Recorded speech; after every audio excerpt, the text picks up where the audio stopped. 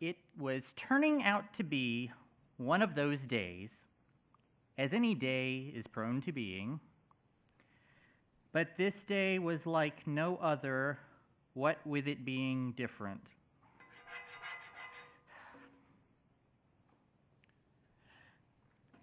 The kingdom of Prel, with its cities that dwell in the valleys of Yon with their high spinders on, and the trees in the sheen of, oh my God, what am I doing?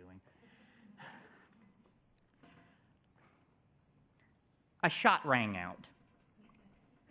Nobody cared. Well, there's my Hemingway. See, this is the paradox of the blank page. Endlessly inviting, full of possibilities, yet providing absolutely no guidance in getting started. And writer's block isn't a block. It's like a plot hole or continuity error. No. Writer's block is your car at 5 in the morning in the middle of January that just refuses to get started. I should have been writing that down. In fact, you'd wonder why anybody bothers writing. Unless you have the misfortune of being a writer, then you know. It's your muse. A muse is supposed to inspire. That's her job. That's what she's supposed to do. That's not what she does. A muse nags. To wit,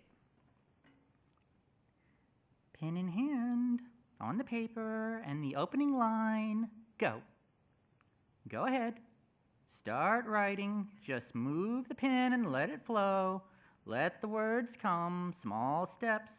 One letter, then the next. Just move the pen more on. Make a mark on the page. Draw a line. Draw anything. Write a letter of the alphabet. Dear, are you sure the pen is in the correct hand? Paraphrasing. What she doesn't seem to realize is she's not the only voice in your head.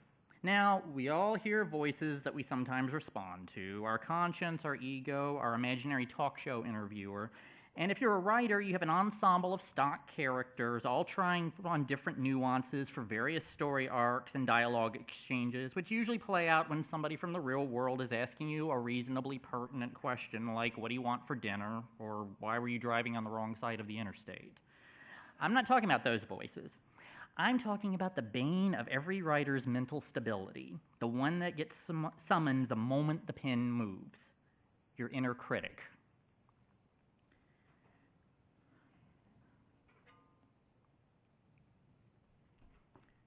Okay, let's see what you got going on here.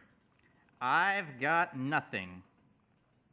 So this is your autobiography. No, it's not. I'm just kind of clearing my throat here. Well, because for the opening line, it's not original. Yeah, I get that. I'm having a little trouble getting the creativity flowing, just trying to jog it. It would sound better as I have nothing. Well, see, again, that doesn't matter because it isn't the start of the story. It's just me writing something to tap the well. I have nothing carries more despondency. Do you want me to change it to I have nothing? Well, if you have no qualms about compromising your thoughts, I've got nothing sounds colloquial. It means the same. Why am I talking to you? This is officially your first blog, remembering that you're not writing for your inner critic, you're writing for your inner reader. And that leads to your second blog. I don't get it. Well, there's nothing to get yet. Like, are you literally in possession of nothing? No, I haven't started yet. But you wrote, I've got nothing. Just ignore that. It's not important. Oh, that could have been interesting. You know you're a writer when you're one internal blow-up away from a full-on schizophrenia. Oh, look who's back. Dear, perhaps having nothing is the story. The muse finally pulls through. Okay, we're off. What of the dog and butterfly, that they should ever be? Does the dog die? What? In the story, the dog always dies. Everyone dies. But do we have to hear about it in every story or song? Mortality defines humanity, and literature, like any art form, reflects that sense of humanity. Therefore, wouldn't be a proper story without the death of something.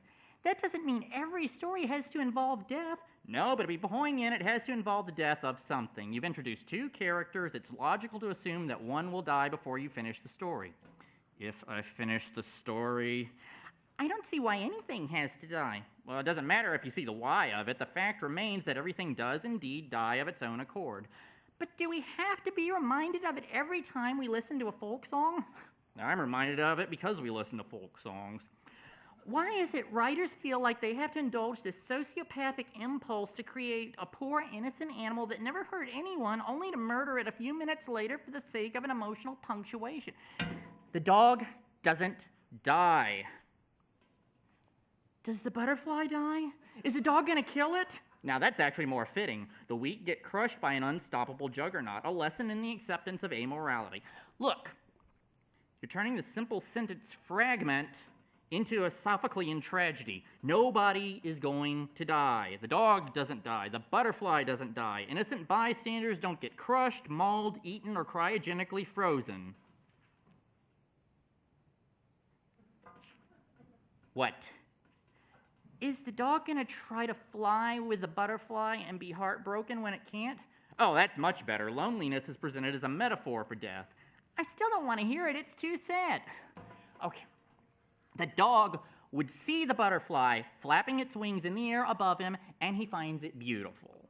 When the butterfly comes a little too close, the dog holds it down with his paw, thinking he would own it. But then he realizes it was the butterfly's freedom that he found beautiful, so he lets it go. And then what happens? Nothing. That's the whole story. Oh. Well, that's actually quite charming. I would love to have heard it.